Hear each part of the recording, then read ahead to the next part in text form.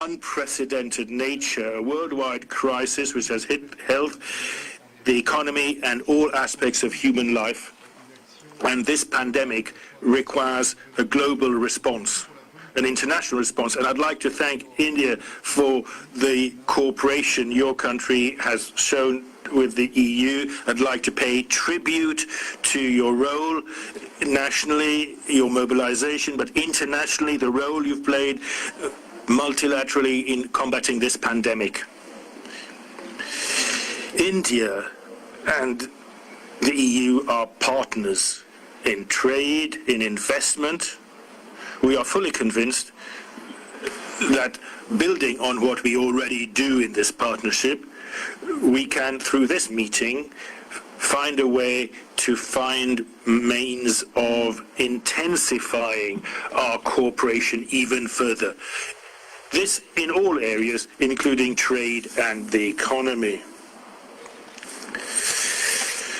India and the EU are great democracies. We share common values. We also believe that multilateral commitments needs to be boosted and supported to combat global challenges, whether it's stability, security, combating terrorism, and so on.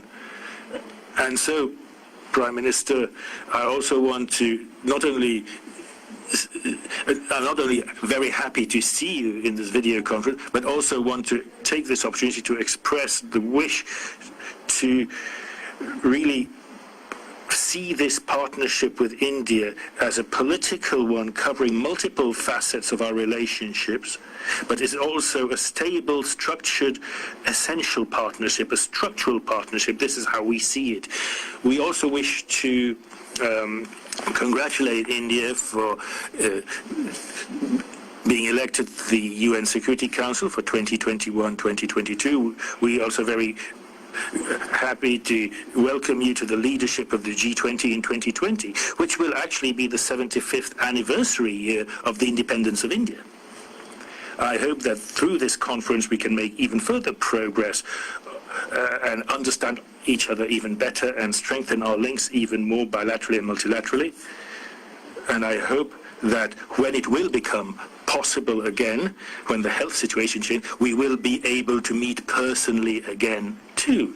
So this is what I wanted to say by means of introduction. And if I may, I would now like to ask President von der Leyen to take over, and then I would ask you to make your introductory comments too. Ursula, you're next, please.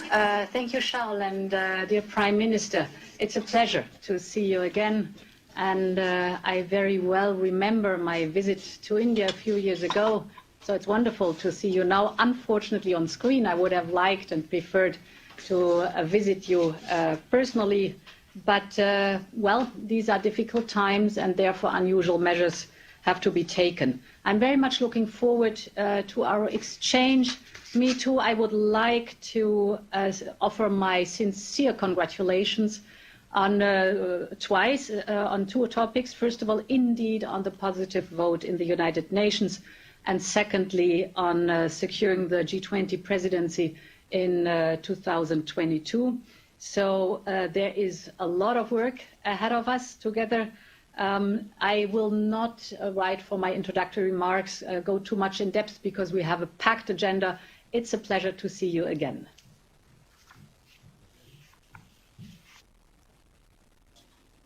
Excellency नमस्कार। कोविड-19 के कारण हमें मार्च में India EU summit स्थगित करनी पड़ी थी। अच्छी बात है कि आज हम वर्चुअल माध्यम से मिल पा रहे हैं।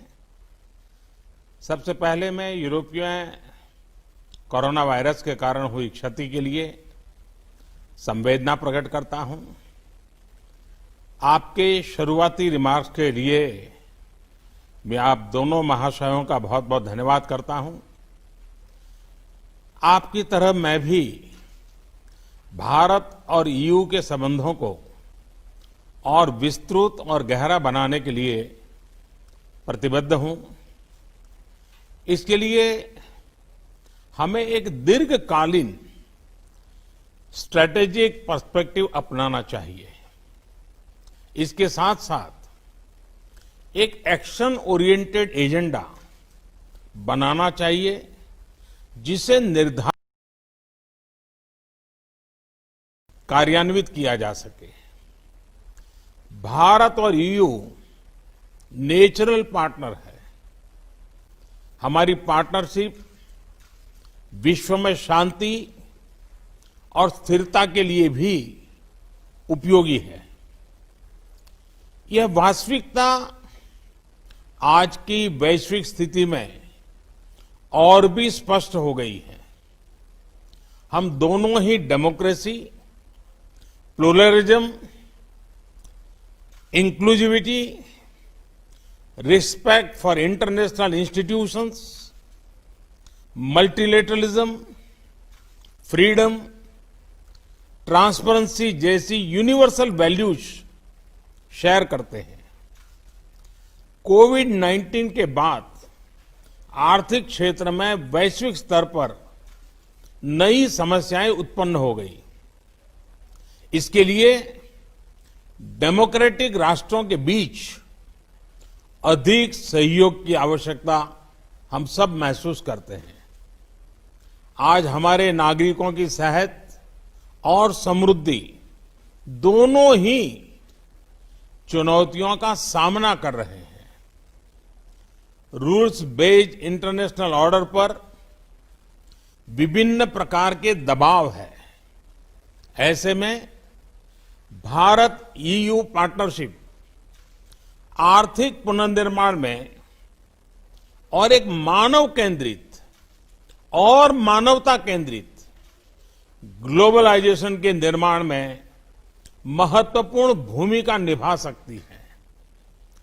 तत्कालीन चुनौतियों के अलावा क्लाइमेट चेंज जैसे लॉन्ग टर्म चैलेंजेस भी हम दोनों के लिए ही प्राथमिकता है। भारत में रिन्यूएबल एनर्जी के उपयोग को बढ़ाने के हमारे प्रयत्नों में हम यूरोप के इन्वेस्टमेंट और टेक्नोलॉजी का आमंत्रण करते हैं। मैं आशा करता हूं कि इस वर्चुअल समिट के माध्यम से हमारे संबंधों को गति मिलेगी। एक्सेलेंसीज, मैं आपसे बात करने के इस अवसर के लिए पुनः प्रसन्नता व्यक्त करता हूं। अब मैं हमारे अगले एजेंडा आइटम कोविड-19 के खिलाफ हमारे रिस्पांस पर अपने विचार रखूंगा।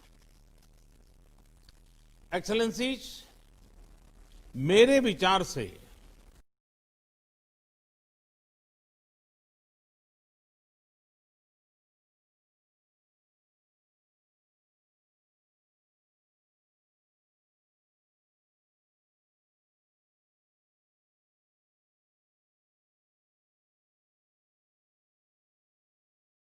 मानव केंद्रित ग्लोबलाइजेशन की आवश्यकता है।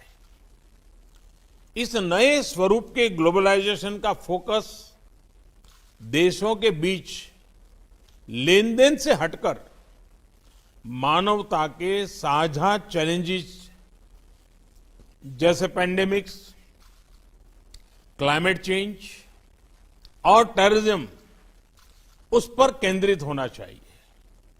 इसी स्पिरिट से इस महामारी के दौरान भारत ने स्वयं के नागरिकों के साथ साथ अन्य देशों का भी ख्याल रखा है। अभी तक हमने लगभग 150 देशों को दवाइयां भेजी हैं। अपने क्षेत्र में एक साझा रिस्पांस बनाने का भी इनिशिएटिव लिया है। ईयू और उसके सदस्य देशों ने accelerating the access to Covid tools की जो पहल ली है उसका हम स्वागत करते हैं। भारत के रिसर्चर्स और फार्मा कंपनियां इस ग्लोबल प्रयास में अपना योगदान देने को तैयार हैं। एक्सेलेंसीज,